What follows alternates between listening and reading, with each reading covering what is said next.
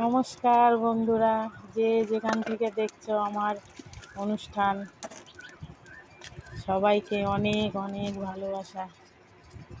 আজকে আমি রান্না করব সজনের ডাঁটা আলু দিয়ে মাছের ঝোল। আমি ডাঁটা আর আলুটা কেটে নেব।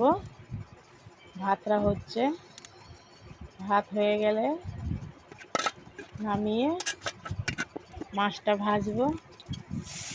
মাছটা আমি ভালো করে ভেজে নেব।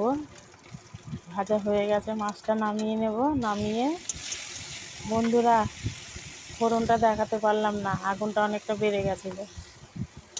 সবজিটা মশলা দিয়ে কষিয়ে জল দিয়ে দেবো। জল দিয়ে হয়ে গেলে একটু ফুটে এলে মাছ দিয়ে দেবো। মাছ দিয়ে খানিকক্ষণ ফুটিয়ে স্বাদ মতো একটু লবণ দিয়ে দেবো। লবণ দিয়ে একটু মিট মশলা দেব। মিট মশলা দিয়ে মাছ আমার রেডি। এবার আমি মুসুরির ডালের চচ্চড়ি বানাবো। সব মশলাগুলো দিয়ে ফোড়নে একবারে বসিয়ে দেব মুসুরির ডালের চচ্চড়ি। ডাল চচ্চড়ি রেডি।